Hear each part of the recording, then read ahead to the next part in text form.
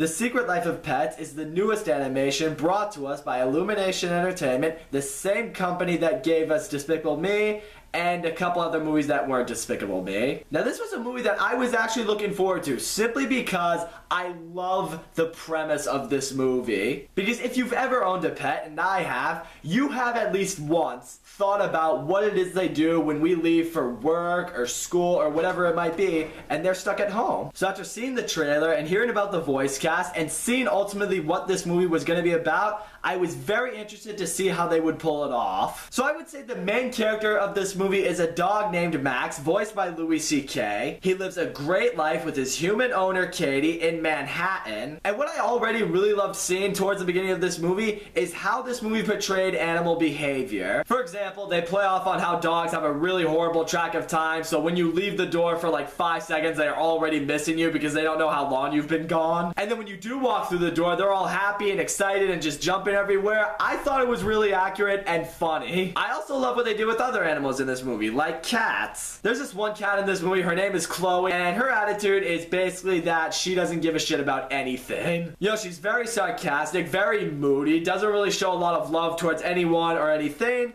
It's essentially how most cats do act. But what I also loved how they portrayed animal behavior is how Max reacts when Katie brings another dog named Duke home into his life. Because having owned dogs for the majority of my life, I can tell you immediately that when one dog is brought into another dog's life, they're not immediately gonna warm up to it. In fact, there's gonna be some tension. That's exactly what the beginning of this movie plays on. Duke is brought into Max's life, he doesn't like him, Duke doesn't like that Max is being so hard with him, and now they're basically butting heads with each other. It's all about establishing yourself as the alpha dog, getting Katie's attention, and being essentially the most loved pet in the household. But all that changes one day at the dog park when Max is able to trick Duke into leaving the dog park, which along the way leads to Max going along with him, and now the two get lost in New York City. And from here, the movie basically went off into two separate stories. On one hand, you have another dog named Gidget, who's one of Max's friends. She's also secretly in love with Max. She discovers that Max and Duke are both missing, and with that, she gathers a bunch of animal friends together, and they go on an adventure to find him, led by a very old beagle voiced by Dana Carvey. And then on the other hand, you have Duke and Max trying to make their way through the city. And along their way through the city, Duke and Max, they run into a clan of abandoned pets led by a white fluffy bunny rabbit named Snowball, voiced by Kevin Hart. Yeah, let's establish that for a second. Kevin Hart voices a pure white bunny rabbit named Snowball.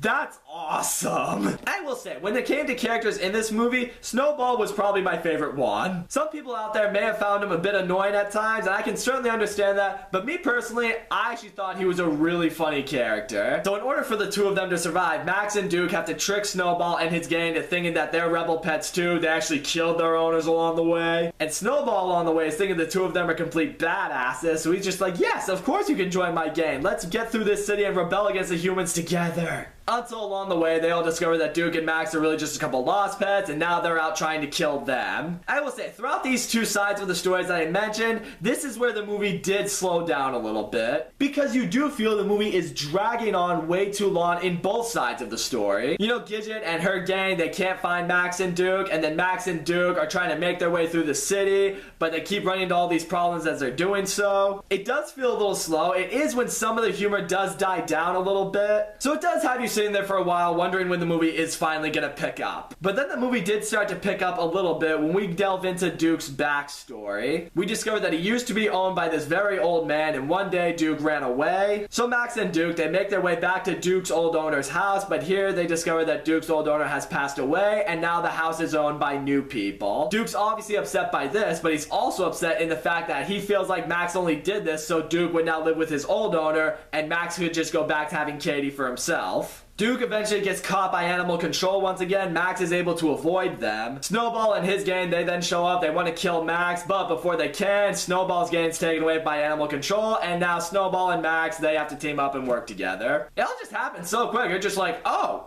okay, I guess we're doing this now. And then in just one moment, Snowball and Max, they just hijack a double-decker bus thing together and they just drive their way through the traffic on this bridge, clearly hitting a bunch of different cars along the way. And you're watching this scene go down, you're just like, yeah, people are getting seriously injured at worst in this scene. But honestly, the movie doesn't want to touch on that because, you know, it is a kid's movie. So Max and Snowball, they eventually reunite with Gidget and the other pets, and now it's all about trying to save Duke and the other animals that were taken by animal control. They crash the animal control truck into a river, and Max goes into the river to try to unlock Duke from his cage before he drowns. Max tries to unlock Duke from his cage, but he loses the keys in the process, and now for a minute you think they're both in trouble. But it's alright, Snowball was able to find spare keys, he dives into the river, gives it to Max, frees the both of them, and, you know, now everyone's okay. So yeah, that scene did provide some tension, but definitely not enough to really put you on the edge of your seat. And again, you understand why. It's a movie meant for children. And then towards the end of this movie, Max and Duke, they finally accept each other as brothers. They return home to Katie. Max and Gidget, they're now, I guess, boyfriend and girlfriend because the story says they need to be. All the other pets return home, and Snowball is even adopted by this little girl who found him in the middle of the street.